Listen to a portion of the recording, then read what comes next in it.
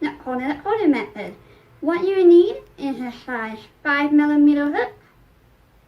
You will also need some straps of yarn, a pair of scissors, and a yarn needle for weaving in all your ends. Once you have all of these materials, let's head over to the table and get started. See you soon! When you are working the alternate corner method, you are working from the first corner.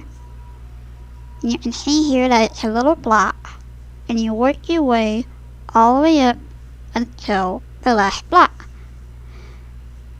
And you're just making little blocks with each row.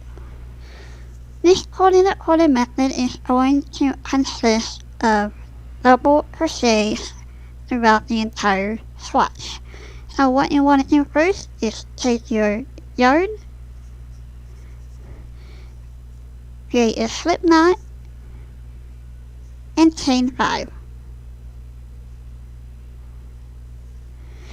And the chain 5 includes our chain 2 for our first double crochet. Our first block is going to consist of small double crochets, and in order to do that, we are just going to skip this chain on our hook and throw down 2 more chains. 1, 2. We are going to work our first double crochet right into that third chain. I'm going to turn this around and work into that third back loop. And this just makes it so that our blocks don't have as much space in between. We are now going to double crochet in the last 2 chains, and that will form our first block. Alright, there's our last double crochet, and that is our first block. So, because row 1 had 1 block, row 2 is going to have 2 blocks on top of each other. And now if I go back to my first swatch, you can see right here that row 2 has 1 block on each side. And to start our second block, we are going to chain 5. So go ahead and chain 5 and turn your work. Block 2 is just going to be repeating what we did for block 1.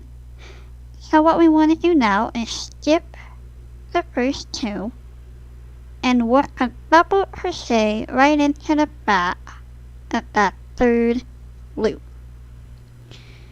What I want to do now is work double crochets into the next 2 back loops. So there's that first one,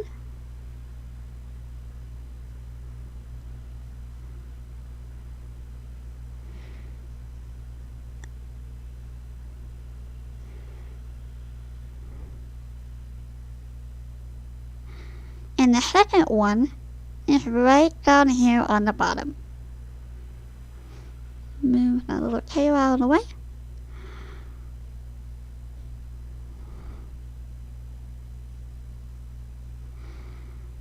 And there is block 2. We are now going to join our second block to our first block. So take your hook, insert it right into that chain 2 space, and join it with the slip stitch. Our third block is going to begin with a chain 2. We want to double crochet 3 more times right into that space. So there's 1,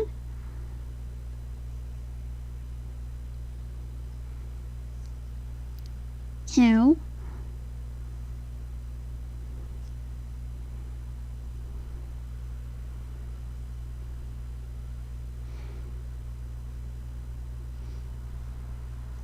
and 3. And there is our third little block. Every row will begin with a chain 5.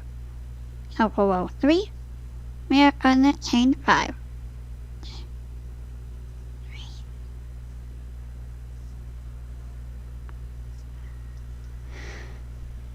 Turn your work and repeat what you did for your last block, and just work a double crochet into the third chain from the hook.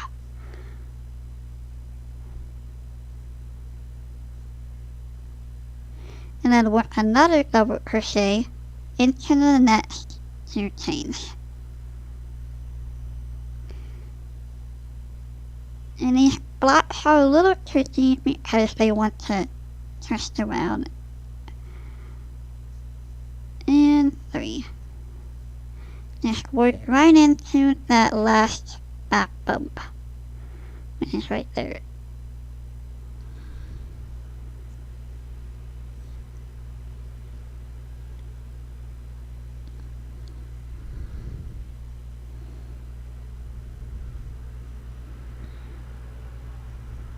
To attach your block, just insert your hook right into that chain space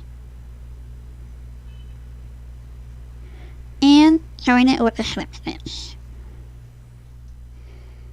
Go ahead and chain 2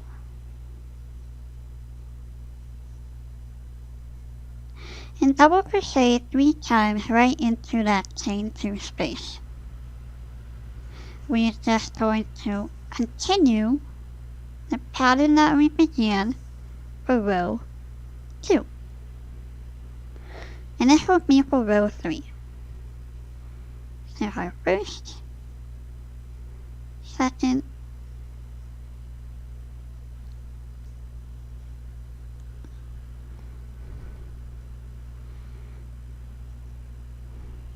and here is our third.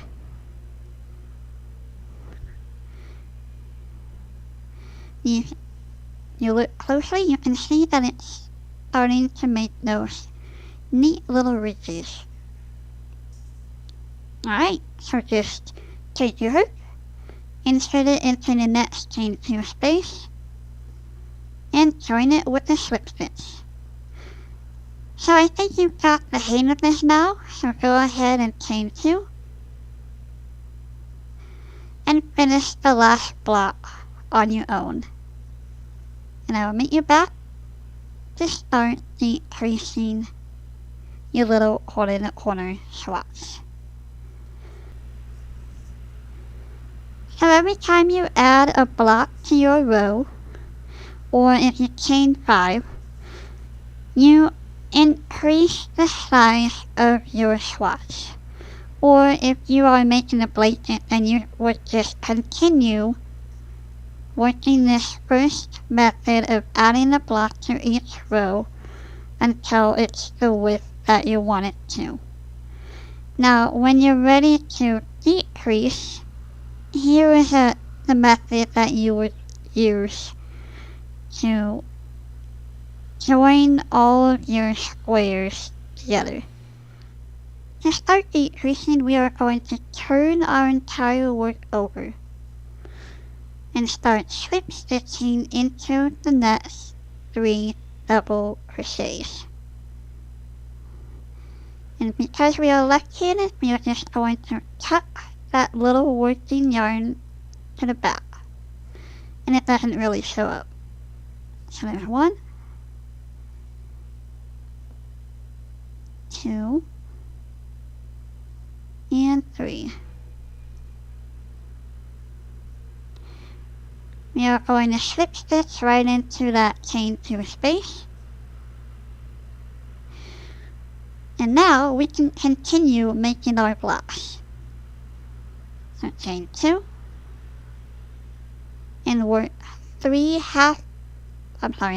double crochets, 3 double crochets right into that same chain 2 space. To complete our square, we are going to curve I work, slip stitch into the next 3, and just remember to tuck that working yarn behind.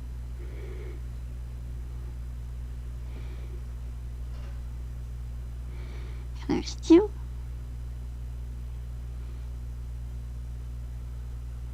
3, and right into that chain 2 space, chain 2,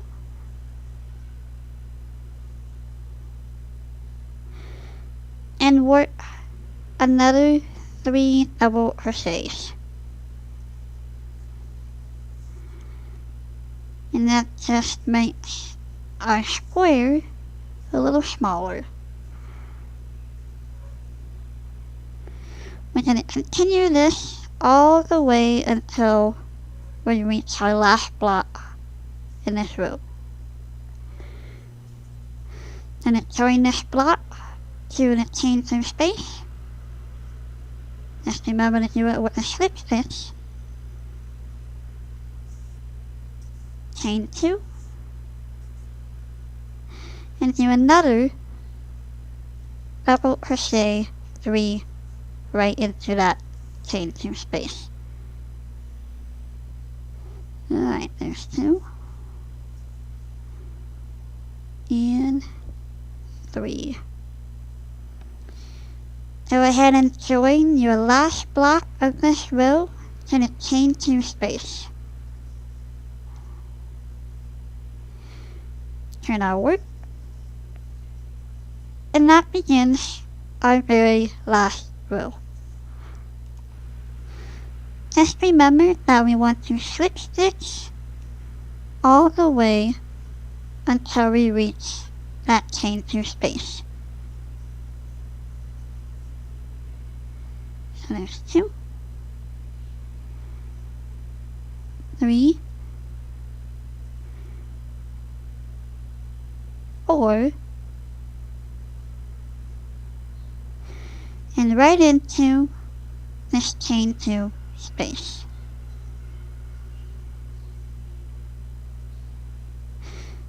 Chain 2, and work our last double crochet 3 right into that chain 2 space. And that will finish off our coordinate corner little swatch. There's 1,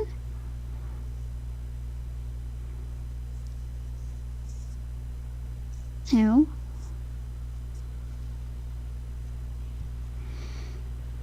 and 3.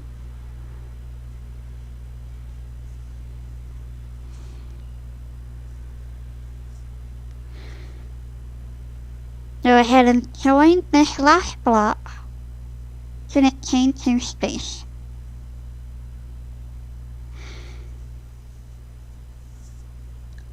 Go ahead and yarn over, pull up a loop, snip off your yarn,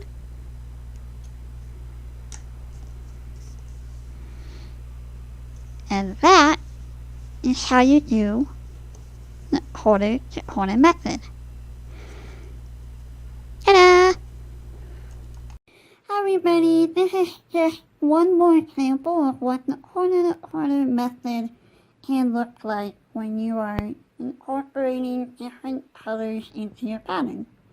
And there are plenty of written patterns out there that can teach you guys how to create afghans, scarves, or even afghans where you use the corner to corner method to create a blanket or some other project from a graph. I just thought this might be cool and fun to see what it looks like when you use changing colors within this kind of method. So I hope you guys enjoyed this tutorial, and I will see you all next week. Goodbye!